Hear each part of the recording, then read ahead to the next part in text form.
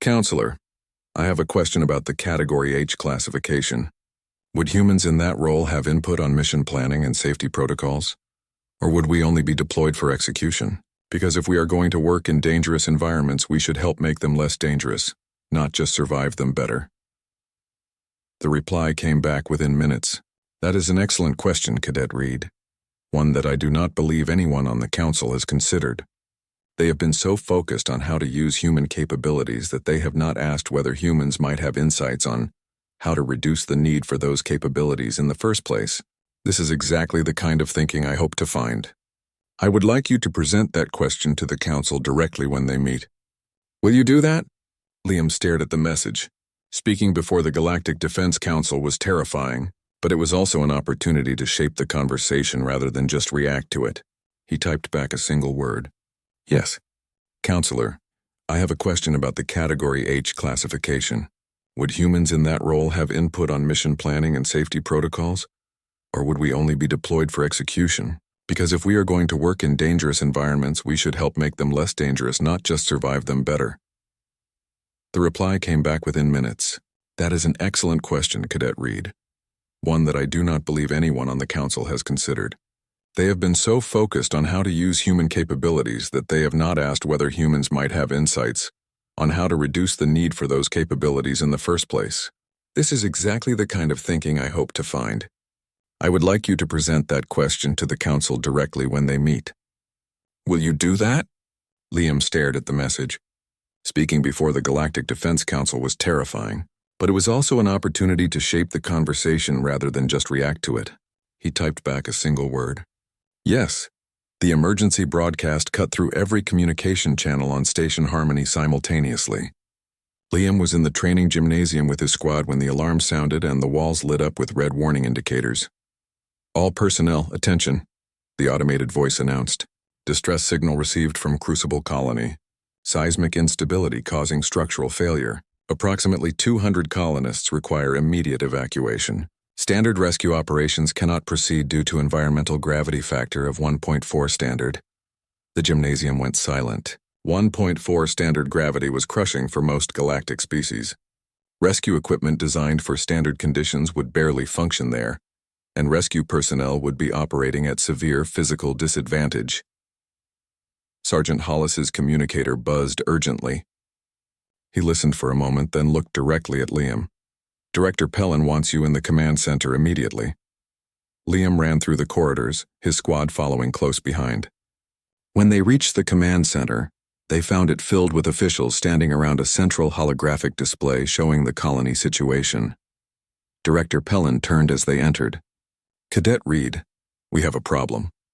The holographic display showed a planet with reddish-brown terrain and violent weather patterns. Crucible is a mining colony on a high-gravity world.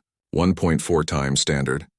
The colonists there use specialized equipment and genetic adaptations to survive. But current seismic activity is destroying their habitats. We need to evacuate them. What is stopping regular rescue teams? Liam asked. The gravity, Counselor Wren said, stepping forward from the group of observers. Our best rescue specialists can operate in 1.2 standard for short periods. 1.4 is beyond their capability threshold. Equipment fails. Personnel collapse from exhaustion within minutes. We are looking at a disaster. But Liam could work there, Nira said quietly. 1.4 is still less than Earth gravity. Every eye in the command center turned to Liam. This is not a request or an order, Pellin said carefully. You are still a cadet, but you may be the only person in this system who can physically operate in those conditions for extended periods. We need someone who can use rescue equipment, move debris, and assist colonists for potentially hours of continuous work. I will go, Liam said without hesitation. You will not go alone, Hollis said firmly. If you go, Squad 7K goes. We are trained for rescue operations, even if the environment will be challenging for us. I am going too, said a voice from the back of the command center. A stocky being in military uniform stepped forward. He was shorter than most species Liam had met, with thick limbs and a broad chest. Sergeant Kale, Search and Rescue Specialist. My homeworld is 1.2 standard gravity. I can handle 1.4 for limited periods with exosuit support. We also have Rena, Pellin said, gesturing to a thin engineer with multiple sensor arrays built into her suit. She designed the original colony structures. Her expertise will be essential. That is 6 people, Wren said. Is that enough? It will have to be, Hollis replied. We leave in 30 minutes. Prep the fast response shuttle. The journey to Crucible took 3 hours. Liam spent the time studying the colony layout and rescue protocols. The planet's surface was harsh even by Earth standards, not just high gravity but extreme temperature variations and atmospheric pressure that required environmental suits. When they entered orbit, Liam felt the gravity change immediately. The shuttle's artificial gravity adjusted to match the planet below, and suddenly everything felt heavier. Not crushing, but noticeable, like wearing a weighted vest. Around him, his squad struggled. Tavis's form became more compact, compressed by the pressure. Nira's movements turned slow and careful. Broker had to redistribute his legs to maintain balance. Are you all okay? Liam asked. Manageable with the exosuits, Hollis said, though his voice was strained. But we will not be able to work at full efficiency. Sergeant Kale looked uncomfortable but functional. I have operated in this before. Not pleasant, but doable. They landed near the colony's main habitat, which was partially collapsed. The seismic activity had created massive cracks in the ground and several structures were tilting dangerously. Colonists are sheltering in the lower levels, Renna reported, checking her sensors. But those areas will flood when the next seismic wave hits. We have maybe 18 hours. Liam stepped off the shuttle and immediately understood the challenge. The gravity pulled at him constantly. Not painful, but present. Every step required intention. His squad moved behind him in their exosuits, servo motors whining with effort. The rescue equipment is staged in Building 3, Kyle said, pointing to a structure about 200 meters away. They reached the building and found crates of equipment. Liam lifted what he could carry comfortably. The others struggled even with their exosuits helping. What would normally take 1 trip for each person now required 3. This is going to take too long, Broker said, his voice tight with frustration. Then we adapt, Liam said. I will move the heavy equipment. You all focus on the technical work, the parts that need precision and expertise. Renna, what do we need first? Portable support columns for the main shelter, Renna said. They weigh about 60 kilograms each standard, so probably 85 in this gravity. We need 12 of them positioned according to my calculations.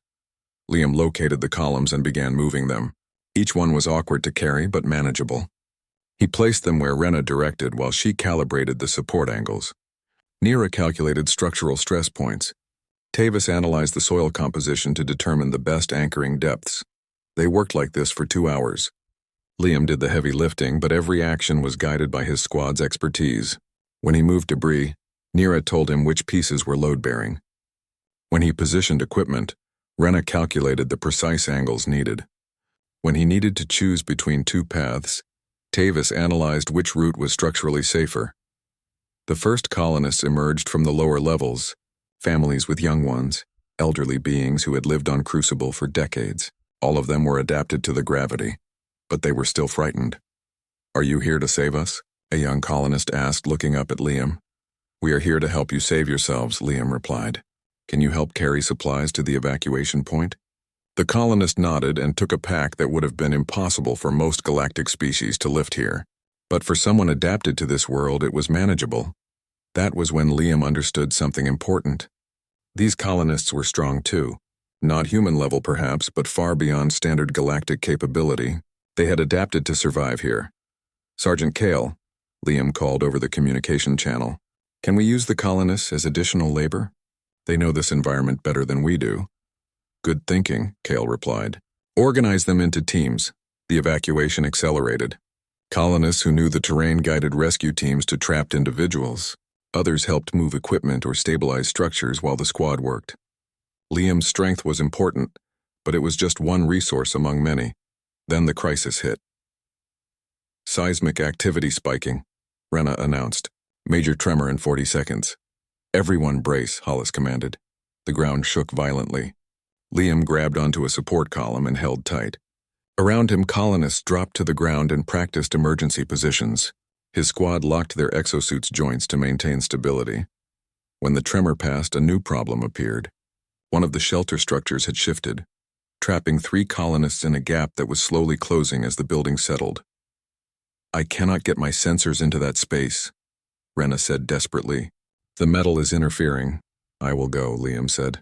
Too dangerous, Kyle argued. If another tremor hits while you are in there, you will be crushed.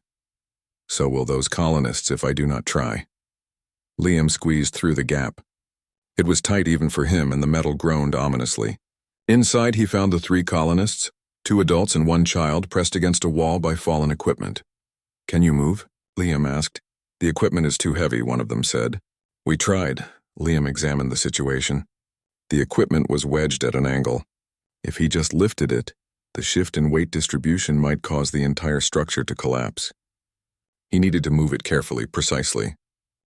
Rena, he called over the communicator. I need calculations. If I shift the equipment 3 degrees left and lift from the base, will that redistribute the load safely? There was a pause while Rena ran numbers. Yes, but you need to move it exactly 3 degrees. Not 2, not 4. Exactly 3. How do I measure that? I will guide you, Nira said. I can calculate angles visually. Move slowly, and I will tell you when to stop. For the next 6 minutes, Liam performed the most precise work of his life, lifting with careful strength while Nira guided every millimeter of movement. Tavis monitored structural integrity through chemical sensors, warning when the metal was about to fracture. Broker coordinated timing with surface seismic monitors, ensuring they worked between tremors. The equipment shifted. The colonists scrambled out of the gap. Liam released the load carefully and extracted himself just as another tremor began. They evacuated all 200 colonists over the next 12 hours. Liam's body was screaming with exhaustion by the end. But they had done it. 0 casualties. On the shuttle ride back to Station Harmony, Sergeant Cale approached Liam. I have worked rescue operations for 15 years across dozens of missions. That was one of the best coordinated efforts I have ever seen. My squad did most of the work, Liam said. Your squad provided expertise, Cale corrected, but you provided something else. You gave them the physical capability to implement their expertise in an environment where they otherwise could not. That is not being a weapon cadet. That is being a tool that makes experts more effective. Hollis overheard and nodded. He is right. Today you did not succeed because you are strong. You succeeded because you knew when to be strong and when to listen to those who know better than you. When they docked at Station Harmony, they found the entire command center staff waiting. News of the successful rescue had already spread. Director Pellin stood at the front of the group. Well done, all of you, she said. You saved 200 lives today. Counselor Wren stepped forward. Cadet Reed, I have been in communication with the Council during your mission. They watched your approach with great interest. Your willingness to work as part of a team rather than as a lone operator has impressed several members who were previously concerned about human integration. When is the vote? Liam asked. Tomorrow, Wren replied. And you will present your perspective to the Council before they decide. Are you prepared? Liam looked at his exhausted squad, at Sergeant Kyle, who had worked beyond his physical limits, at Rena, who had guided every crucial decision with her expertise. Yes, he said. I know exactly what I want to say. The council chamber was nothing like Liam expected. He had imagined a grand room with dramatic lighting and imposing architecture. Instead, it was a circular space with simple walls and comfortable seating arranged in concentric rings.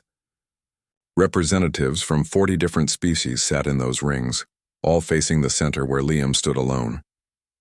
This is a deliberation chamber, not a throne room, Counselor Wren had explained during the walkover. We designed it to encourage conversation rather than confrontation. No one sits higher than anyone else. No shadows or dramatic angles. Just equals discussing the future. Now standing in that center circle, Liam felt more exposed than he had facing the collapsing panel in the simulator. At least there, he had known what to do. A being with flowing robes and 3 eyes opened the proceedings. We gathered to consider application GDI 7841, submitted by the human species of Earth for full integration into the Galactic Defense Initiative. We have reviewed capability assessments, incident reports, and the recent successful rescue operation on Crucible. The question before us is not whether humans can contribute, but how they should be classified within our structure. Another counselor, this one with crystalline features similar to Nira's species, spoke next. The proposal for Category H specialist classification remains on the table. It acknowledges human capabilities while directing them toward roles where those capabilities are most needed. High-gravity operations, extreme environment rescue, situations requiring exceptional physical endurance. It also limits human potential, countered a counselor with flowing aquatic features. We are discussing an entire species, not a toolkit. Classification shapes perception, and perception shapes opportunity. If we classify humans as specialists for dangerous environments, we tell every human child that their value lies in surviving what others cannot. Better that than pretending they are like everyone else when clearly they are not, argued a militant-looking counselor with armored plating. The human cadet lifted a panel that should have required 6 personnel. He operated for 12 hours, in gravity that incapacitates most species within minutes. These are not minor differences. They are fundamental capabilities that must be acknowledged and directed appropriately. The debate continued for 20 minutes. Liam listened to strangers discuss his species' future in abstract terms, arguing about classifications and protocols and integration theories. Finally, Counselor Wren raised her hand. "We have one human present who has actually lived this question," she said. "Perhaps we should hear from him before deciding his species' fate. Cadet Reed, you may speak." Liam stepped forward slightly. His prepared speech, the one he had practiced with his squad, suddenly felt wrong for this room. These beings did not want rehearsed arguments. They wanted honesty. "I came to Station Harmony because I wanted to learn," he began. "On Earth I was completely average. I was not the strongest or the smartest or the most talented at anything. I just wanted to be part of something bigger than my own world. Then I got here and discovered that average on Earth means exceptional everywhere else." He looked around at the faces watching him. "At first I tried to hide it. I slowed down during training. I pretended equipment was heavier than it felt. I did not want to be different. But that did not work because I am different. Earth made me different. The gravity that I grew up under, the environment that shaped my evolution, those things are part of who I am. I cannot change that." "So you accept the Category H classification?" the armored counselor asked. "No," Liam said firmly, "because that classification only sees half of what Earth taught me. Yes, high gravity made humans strong. But it also taught us something else. It taught us that life is hard and you cannot survive it alone." He gestured to where his squad sat in the observation section. "When that panel came loose in the simulator, I caught it because I was strong enough. But I held it because Broker was fast enough to reach Sergeant Kess. I knew when to let go because Nira confirmed everyone was clear. The strength mattered, but so did everything else. We saved those lives together." "The same thing happened on Crucible," Liam continued. "I could lift the equipment and work in that gravity. But Rena told me where to place everything. Nira calculated the angles. Tavis analyzed structural integrity. Sergeant Kyle coordinated the entire operation. If you had sent me alone, I would have failed. Not because I was not strong enough, but because strength alone is never enough." He paused, gathering his thoughts. "Earth's gravity is 1.7 times standard. Every single day, every human experiences that weight. It makes us strong, yes. But more importantly, it teaches us to help each other bear the weight. Human, children learn early that you cannot carry everything yourself. Human adults build communities because isolation means failure. We developed cooperation not despite our harsh world, but because of it." The chamber was completely silent now. "If you classify humans as Category H specialists," Liam said, "you tell the galaxy that our value is surviving harsh conditions. But what if our real value is teaching others how to survive their own harsh conditions? What if instead of sending humans to do dangerous work alone, you let us help make dangerous work safer for everyone?" "How would that function practically?" asked a counselor Liam had not heard speak before. "On Crucible, the colonists were adapted to 1.4 gravity," Liam explained. "They were strong by galactic standards, but they still needed help when disaster struck. What if humans joined rescue operations not as replacements for standard teams, but as partners? We handle the aspects where high gravity tolerance matters, while specialists like Rena and Kale provide expertise we do not have. Everyone contributes what they are best at. That is already standard protocol, the armored counselor objected. But with Category H classification, it would not be, Counselor Wren interjected. That classification creates separate units. Humans would deploy independently to high-gravity situations. Cadet Reed is suggesting integrated teams where human capabilities augment, rather than replace standard operations. Exactly, Liam said. And not just in rescue operations. What about training? I have been working with my squad on conditioning programs adapted from Earth methods. Tavis has improved his endurance by 40% in 3 weeks. Not because I made him lift heavy things, but because I helped him understand principles that humans learned the hard way living under crushing weight. He thought about the equipment. Room on his first day about feeling like he did not belong. Earth taught my species to be strong, but it also taught us to be helpful. If you only use the strength, you are wasting half of what we have to offer. The shuttle doors opened with a soft hiss, and Liam Reed stepped onto the polished floor of Station Harmony for the first time. Everything felt wrong immediately. Not bad wrong, just different wrong. His boots barely made a sound when they touched down, and his backpack seemed to float on his shoulders instead of pulling at them like it should. He took a careful step forward and nearly launched himself into the air. First time in 0.6 gravity? Someone asked from nearby. Liam turned to see a tall figure with 4 arms standing beside the entrance. The being wore the dark blue uniform of the Galactic Defense Academy, with 3 silver bars on the collar. 2 of the arms were crossed over the chest, while the other 2 held a data pad. Yes, Sergeant, Liam said, straightening up. Cadet Liam Reed, reporting for assignment. The 4-armed officer tilted his head, studying Liam with large golden eyes. Sergeant Hollis, welcome to the Academy, Cadet Reed. You are our first human exchange student. Your species file arrived last week, but I admit we are still learning about Earth. I will do my best to represent humanity well, Sergeant, Liam replied. Hollis made a gesture that might have been a nod. Your quarters are in Section 7 with your assigned squad. They are waiting to meet you. Follow the blue line on the floor. Liam started walking, trying to adjust his stride to the lighter gravity.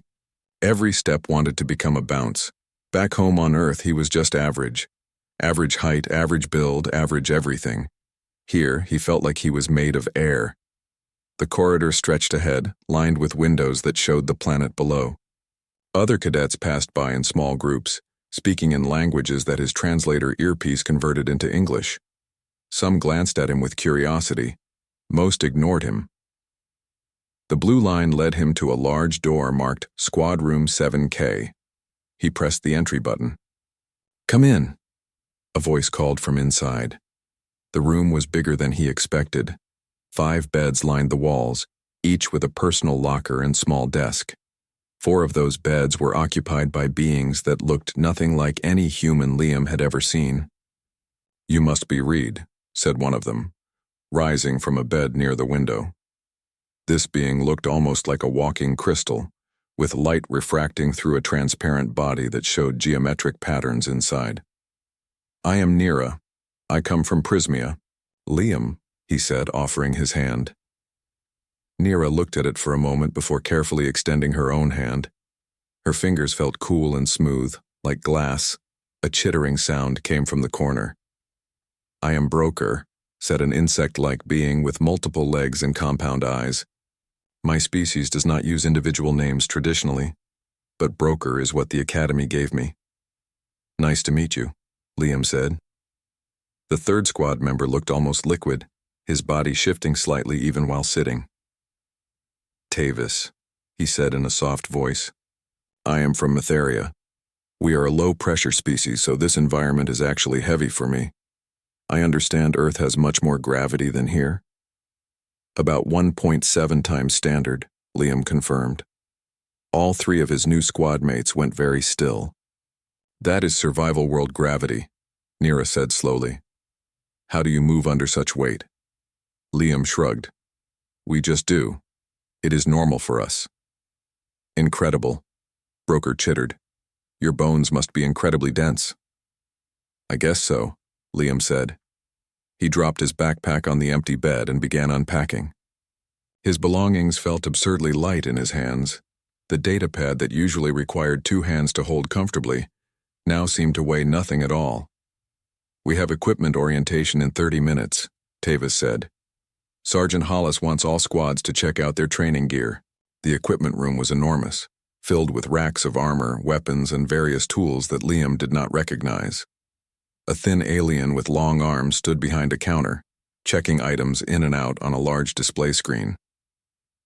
Squad 7K, Hollis announced as they entered. Standard kit for 5 cadets. The equipment manager nodded and pointed to a section of the room. Your gear is staged on Platform B. Liam followed his squad to the platform, where 5 sets of equipment were laid out. He reached for what looked like a chest plate and picked it up with one hand. Careful, Nira warned. That armor piece requires 2 people to lift safely. Liam looked down at the chest plate in his hand. It felt light to him, maybe like holding a large book. This? Yes, she said. It weighs 30 kilograms. Liam nearly dropped it in surprise. 30 kilograms should feel heavy. It should require effort. But in his hand it was barely noticeable.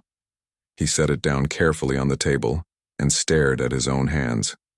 Broker was struggling with a pack, his multiple legs bracing against the floor as he dragged it across the platform. Liam moved to help, reaching down and lifting the pack easily.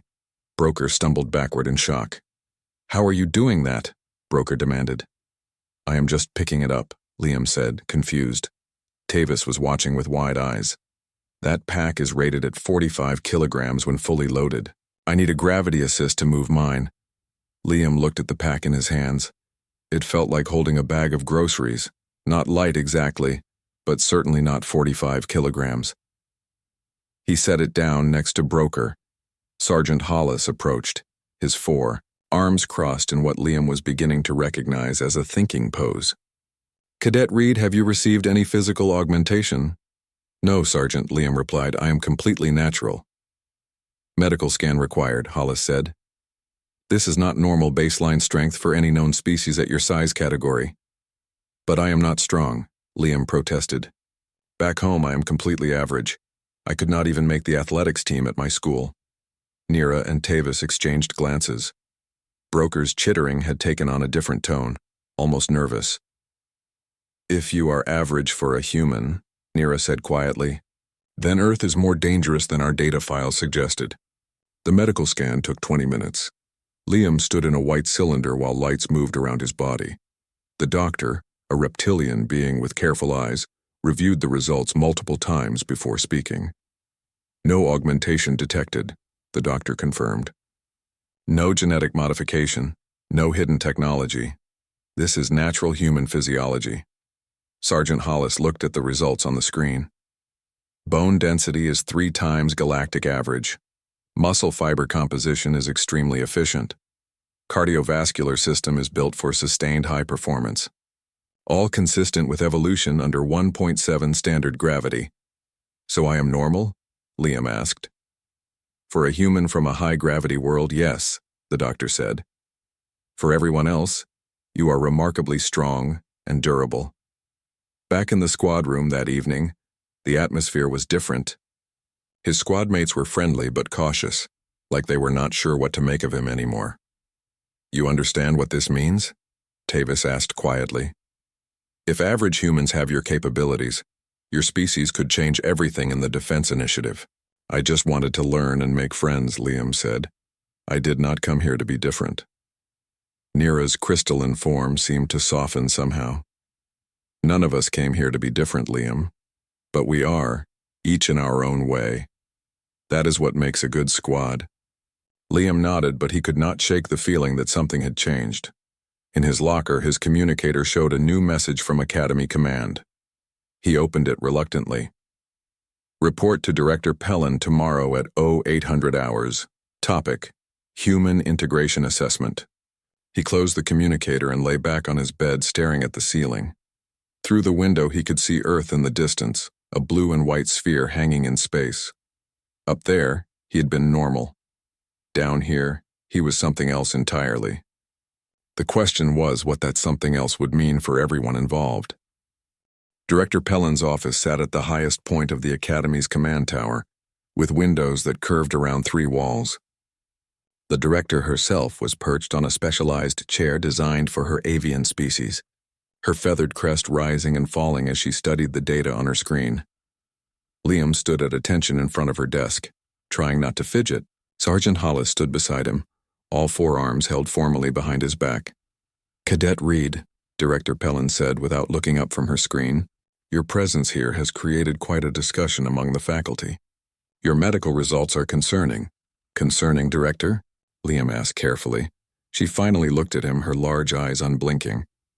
"Your species evolved under conditions that most civilized worlds would classify as hostile. High gravity, violent weather patterns, aggressive biological competition. By all standards, Earth should be marked as a restricted survival world. People live full lives there," Liam said. "Families, communities, art, science. It is home." "I do not doubt that," Pellin replied. "But bringing beings adapted to such an environment into a military academy raises questions. Questions about fairness in training. Questions about safety protocols designed for standard physiology. Questions about what happens when we send you into actual service." Hollis spoke up. "Director, with respect, every species brings unique adaptations. The Prismians can process light-based data faster than any computer. The Metherians can detect chemical compositions by proximity. Should we exclude them as well?" Pellin's crest rose sharply. "Those are mental adaptations, Sergeant. This is physical capability that exceeds our safety parameters. If Cadet Reed can lift equipment meant for teams, what happens in combat situations? What happens when other cadets try to match his performance and injure themselves? Then perhaps our training protocols need adjustment," Hollis suggested. "Not exclusion, but adaptation." "That is one option being discussed," Pellin said. She turned back to Liam. "For now, you will continue standard training. But understand that you are being watched.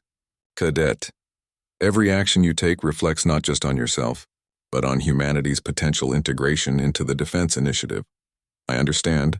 "Director," Liam said. "Dismissed." The physical conditioning course began at dawn. Liam joined his squad at the starting line, along with 6 other squads from their training cohort. The course stretched across 2 kilometers of the station's recreation level, incorporating obstacles designed to test strength, endurance, and problem-solving. Each cadet wore a pack weighted to 30% of their body weight.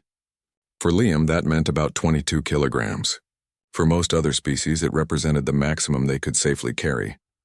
"Squads will complete the course together," the instructor announced. "Your time is recorded when your last member crosses the finish line. Help each other. That is the point." The starting signal sounded and 40 cadets surged forward. Liam immediately felt wrong about the whole thing. His pack felt like nothing. His legs wanted to run faster than the careful jog everyone else maintained. He forced himself to match Tavis's pace, who was already breathing harder than normal. The first obstacle was a wall 4 meters high. Standard procedure was to use the assist rope, but Liam found himself at the top before he even thought about it. He looked down to see Nira struggling to grip the rope with her crystalline hands. "Wait for your squad," Sergeant Hollis called from the observation platform. Liam reached down and helped pull Nira up, then Broker, then Tavis, who was trembling with effort.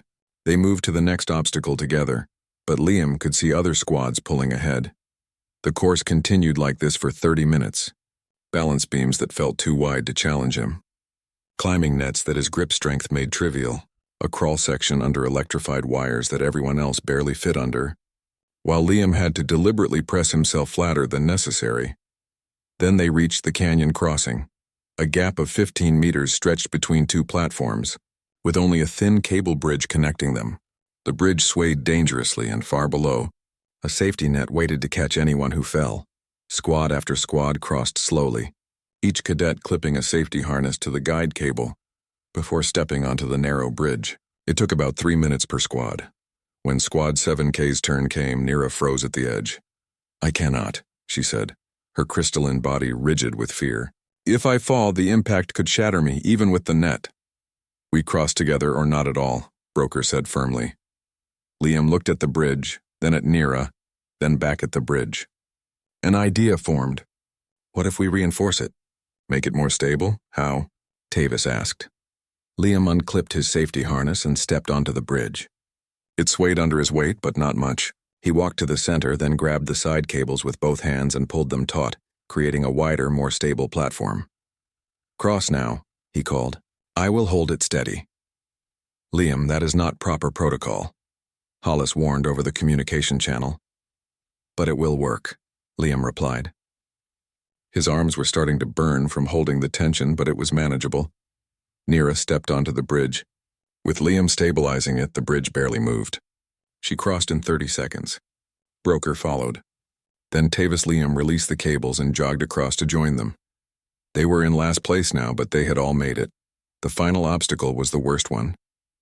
Each squad had to carry a supply crate from the ground level to a platform 3 stories up, using only a pulley system and their combined strength. The crate weighed 200 kilograms. Liam watched Squad 3K struggle with their crate. It took all 5 of them pulling on the rope in coordinated rhythm to raise it even 1 meter. They completed the task in 8 minutes. Our turn, Hollis said when they reached the crate. Liam looked at his squad. Tavis was exhausted, his form barely holding cohesion. Broker's legs were shaking. Nira's usually bright internal light had dimmed. Let me try something, Liam said. He grabbed the rope alone and began pulling. Hand over hand, the crate rose smoothly. His shoulders protested and his back ached, but the weight was manageable. In 90 seconds, the crate reached the top platform.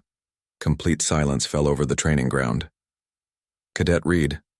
The instructor's voice came over the speakers. Report to the review station immediately.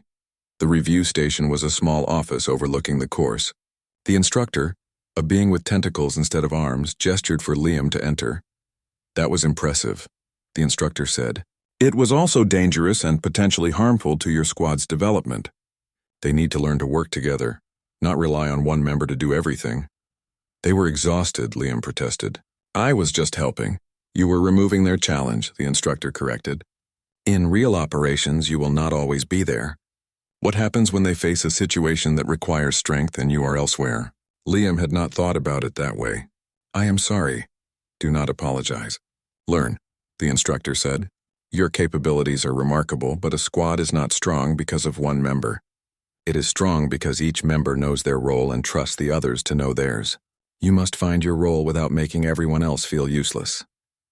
Back in the squad room that evening, the atmosphere was tense. Liam sat on his bed, uncertain what to say. Finally, Broker spoke up. You made us look weak today. That was not my intention, Liam said quickly. I know, Broker replied.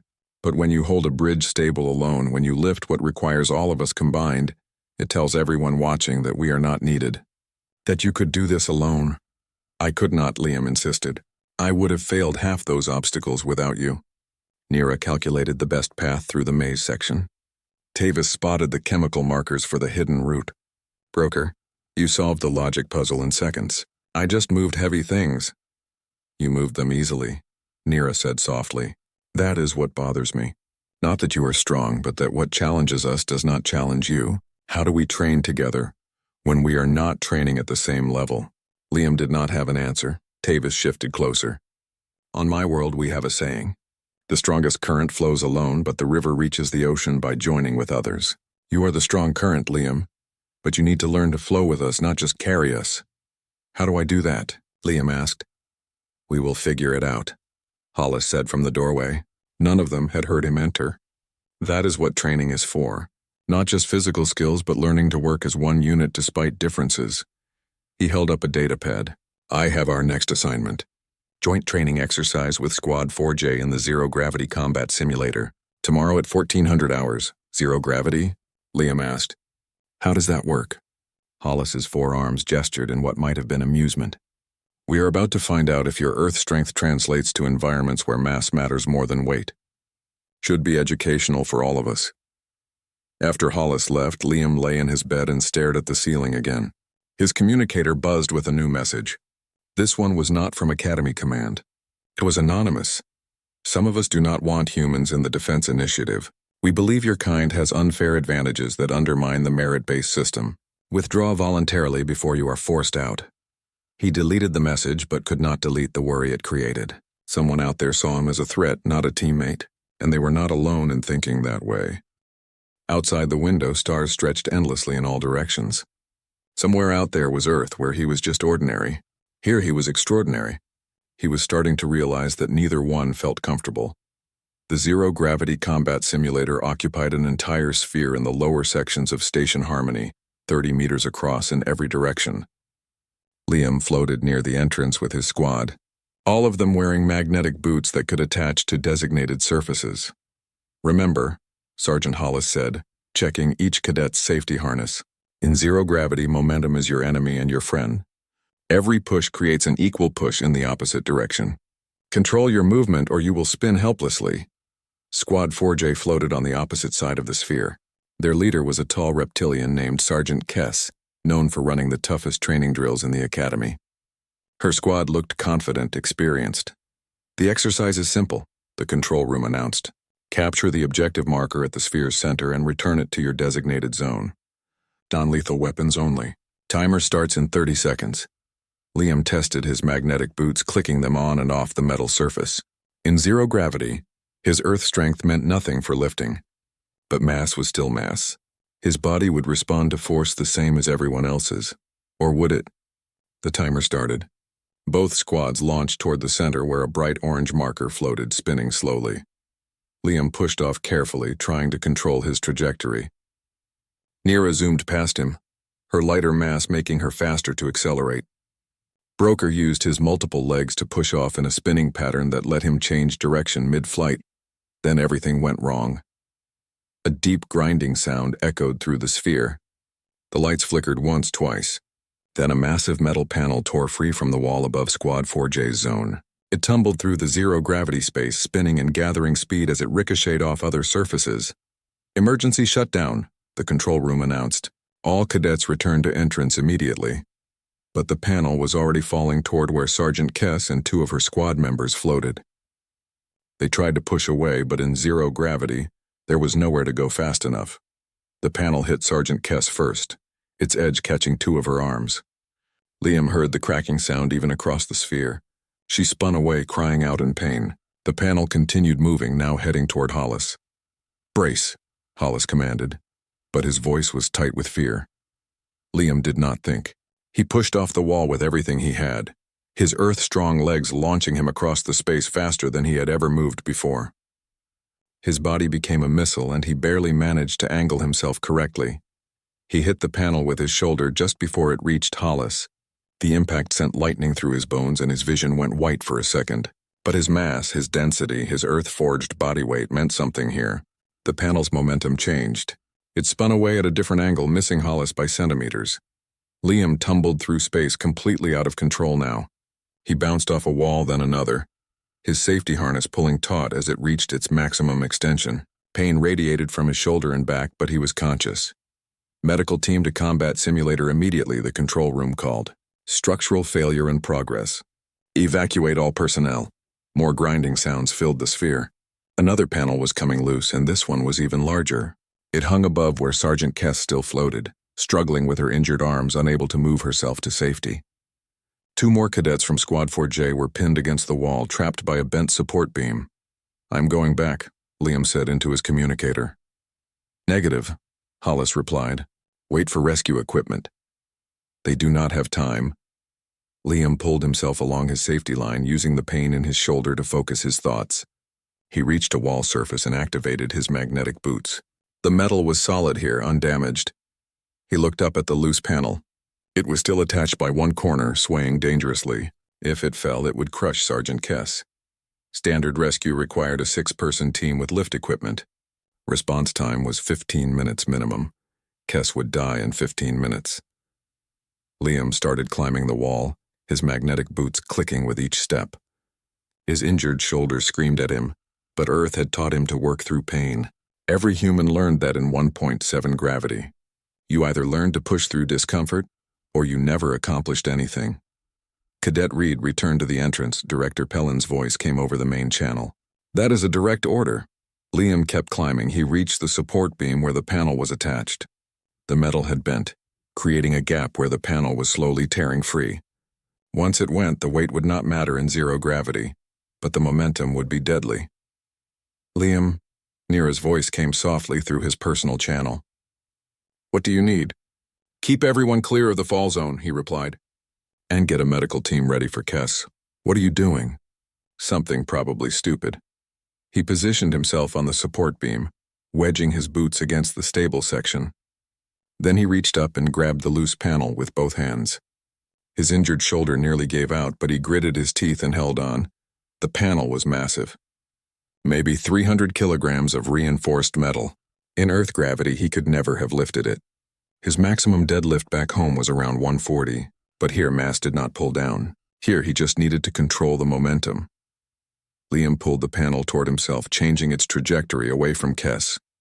His muscles burned and his bones felt like they might crack, but the panel moved, slowly at first, then faster as he adjusted the angle. Broker, can you reach Kess? He asked through clenched teeth. On my way, Broker replied. Liam held the panel for 8 seconds. 8 seconds that felt like hours. His vision was starting to tunnel and blood was dripping from his nose, floating away in small red spheres. But Broker reached Kess and pulled her clear. Got her, Broker confirmed. Liam let go. The panel spun away into empty space, hitting the far wall with a tremendous crash that echoed through the sphere. He slumped against the support beam, barely conscious. I am coming to get you, Tavis said. I am fine, Liam mumbled, though he clearly was not. The medical team arrived 6 minutes later. They found Liam still clinging to the support beam, his body shaking with exhaustion. They brought him down carefully and strapped him to a floating stretcher.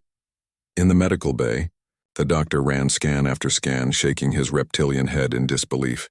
3 cracked ribs, severe muscle strain across your entire back and shoulders, minor concussion, and stress fractures in both arms, the doctor listed. By galactic standards, you should be in critical condition. Your skeletal structure should have collapsed. But it did not, Liam said weakly. No.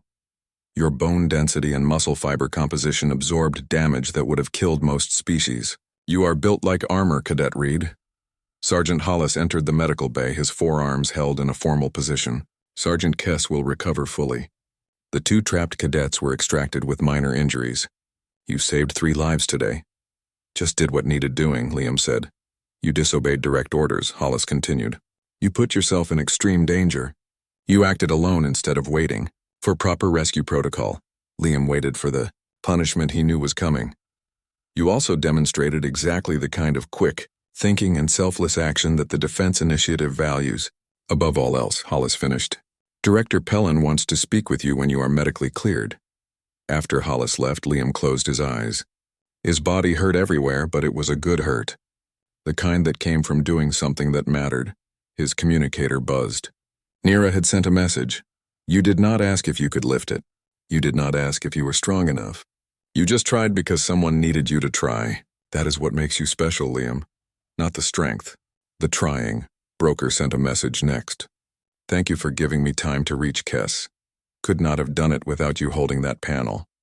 Tavis wrote simply, You flowed with the river today, friend. You found your role in our squad. You are the one who holds back the flood so the rest of us can work. Even Sergeant Kess sent a message from her own medical bed. Human cadet, you have my gratitude and my respect. I will remember this. But the last message made Liam's blood run cold. It was from the same anonymous source as before. Today you proved exactly what we feared. Humans are too dangerous for integrated service. Your capabilities make you weapons, not soldiers. This will not stand. We will make sure humanity stays isolated where it belongs. Liam deleted the message but could not shake the feeling that something larger was building.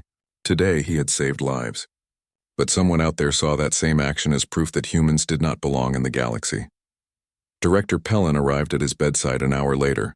Her feathered crest lowered in what Liam had learned was a thinking posture. Cadet Reed, she said quietly, we need to discuss your future here. And humanity's future in the Defense Initiative. Because what happened today has forced several decisions that can no longer be delayed. What kind of decisions? Liam asked. The kind that will determine whether your species becomes our greatest allies or our most feared threats. And unfortunately, you do not get much say in which way that goes. She placed a datapad on the table beside his bed. Get some rest. Tomorrow morning there is a council meeting. You are required to attend. Counselor Wren is arriving from the homeworld specifically to meet you. Who is Counselor Wren? The being who will decide if humans are allowed to continue at this academy, or if you will be the first and last of your kind to train here." Pellin left without another word, and Liam was alone with his pain and his fears. Outside the window, Earth hung in space like a blue promise. He hoped it was not a promise that would be broken. Counselor Wren arrived at Station Harmony on a vessel that looked more like a living organism than a spacecraft. Its hull shifted with colors that reminded Liam of deep ocean water, and when it docked, the metal of the station seemed to harmonize with it somehow. Liam stood in the observation deck with his squad, watching the arrival. His ribs still ached from yesterday's incident, but the medical treatments had accelerated his healing significantly. The doctor said he would be fully recovered in a week. On Earth, the same injuries would have taken months. Counselor Wren is Aquarian, Nira explained, her crystalline form reflecting the ship's changing colors. Their species evolved in deep ocean trenches with tremendous pressure. They are known for being extremely progressive politically. "Is that good for us?" Liam asked. "Depends on what kind of progress she wants," Broker chittered nervously. "Some see human integration as progress. Others see isolation as protection." The counselor emerged from her ship surrounded by an escort of officials. She moved through the station's corridors like water flowing, her translucent body shifting and rippling with each step. When she entered the conference room where Liam and Director Pellin waited, the temperature seemed to drop several degrees. "Cadet Reed," Wren said, her voice like waves on a shore. "I have reviewed the incident reports. Quite impressive for someone who has been here only a short time." "Thank you, Counselor," Liam replied carefully. "It was not a compliment," Wren continued. "It was an observation. Impressive actions can be either valuable or dangerous depending on context." She activated a holographic display that showed data streams Liam did not fully understand. "Your species has submitted preliminary application for full membership in the Galactic Defense Initiative. This would allow humans to serve in all branches of the combined forces, with full access to training, technology, and operational deployment." "That sounds positive," Liam said. "It would be, if the terms were straightforward," Wren replied. "But they are not. Let me explain what is actually being proposed." The holographic display shifted to show various military classifications. Wren pointed to one marked in red, Category H Specialist. "That is what the Defense Council wants to classify humanity as. It means your species would serve exclusively in high-gravity combat zones and extreme environment operations. You would be deployed to places where other species cannot effectively function." Liam felt something cold settle in his stomach. "That sounds like we would be used for the most dangerous missions." "Exactly," Wren said. "They are calling it playing to your strengths. I call it exploitation. You would become specialized shock troops, sent into situations with the highest casualty rates, while being told it is an honor to serve where others cannot." "But we could save lives in those situations," Liam argued. "If we can operate where others struggle, is that not valuable?" "It is valuable to command," Wren said. "The question is whether it is valuable to humans. Once you accept that classification, it becomes permanent. Future generations of your species will be funneled into those same roles, regardless of their individual talents or desires. You could have a human who wants to be a medical researcher or a communications specialist, but they will be pushed toward combat roles because that is what humanity is for in the system." Director Pellin spoke up. "The counselor is correct. We have seen this pattern before. The Chiton species were initially valued for their analytical capabilities. Now 80% of all Chiton in the initiative serve in intelligence and surveillance roles, whether they want to or not. The system creates expectations based on species classification." Liam thought about Broker, about how his friend had mentioned feeling trapped by expectations. He looked at Wren. "What is the alternative?" "Refuse the classification," Wren said simply. "Humanity can join a standard integration. You would have the same opportunities and limitations as everyone else. Yes, that means your natural advantages would be monitored and sometimes restricted, but it also means humans could pursue any role they choose. And if we refuse entirely, then humanity remains isolated. No access to galactic technology, no participation in mutual defense, no seat at the diplomatic table." Wren's form rippled. "That is also a form of safety, Cadet. Your species is young to the galactic community. Sometimes isolation is wiser than integration on unfavorable terms." "When does the Council vote on this?" Liam asked. 3 days from now," Wren replied. I came here to assess the situation personally, before casting my vote. I needed to meet you, to understand what humanity actually is beyond the capability reports and incident data. And what have you concluded? Ren was quiet for a long moment. That you are dangerous, Cadet Reed, but not in the way some council members fear. You are dangerous because you make people want to rely on you. That rescue yesterday, those squad members who watched you hold that panel alone, they saw someone who could do what they could not. That creates dependency, and dependency creates resentment when the strong one is not available. The words hit harder than Liam expected. I was just helping. I know, Ren said gently. That is exactly the problem. Your instinct is to help, to use your capabilities to solve problems. But leadership is not about being the strongest. It is about making everyone stronger. Until humans learn that distinction, integration will always be troubled. After the meeting ended, Liam returned to his quarters in a daze. He found his squad waiting for him, along with Sergeant Hollis. We heard about the classification proposal, Tavis said. The whole station is talking about it. What are you going to do? Nira asked. I do not know, Liam admitted. I am just one cadet. I should not have to decide humanity's future.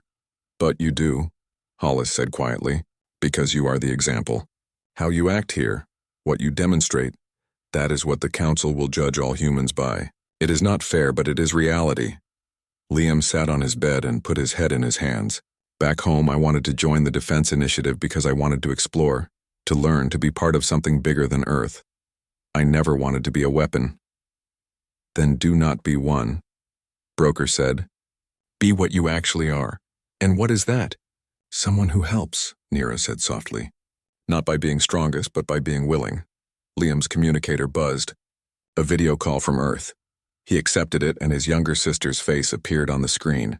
Casey was 14, all energy and excitement. Liam, are you okay? The news said there was an accident at your station. I am fine, Casey, he assured her. Just some bruises. Mom and Dad are worried.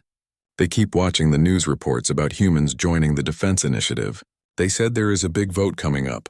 There is, Liam confirmed. It is complicated. Casey's expression turned serious, which looked strange on her usually cheerful face. Are they trying to make you into soldiers? That is what the commentators are saying. That the galaxy wants humans because we are strong, something like that. That is stupid, Casey said bluntly. You did not go up there to fight. You went to learn. The galaxy does not care what I want, Casey, they care what I can do. Then show them what you actually want to do, she said. You always told me that being strong is only useful if you use it for something good. So use it for something good, not what they tell you to use it for. After the call ended, Liam sat in silence for a long time. His squad had quietly left to give him privacy, but he could hear them talking in the common area outside his room. He is struggling, Nira said. Of course he is, Hollis replied. We put the weight of an entire species on his shoulders. And unlike the panel he caught, this weight has no clear place to set it down. Liam stood and walked to the window. Earth was visible again, that blue and white marble that held everything he had known before coming here. He thought about his father, who worked as an emergency responder. His father had always said that strength without purpose was just burden. What was Liam's purpose here? A new message appeared on his datapad. This one was not anonymous. It was from Sergeant Kess. Cadet Reed, I have been thinking about what happened in the simulator. You saved my life by disobeying orders and risking your own safety. I am grateful. But I am also troubled. If saving me required someone with your capabilities, what happens in situations where no human is present? Does that mean those people just die? That seems wrong. Perhaps the answer is not to have stronger rescuers, but to build safer systems. I would like to discuss this with you when you have time. Liam read the message 3 times. Kess had put into words something he had been feeling but could not articulate. His strength had solved the problem yesterday, but it had not prevented the problem. The panel should never have come loose in the first place. He opened a new message and began typing to Counselor Wren.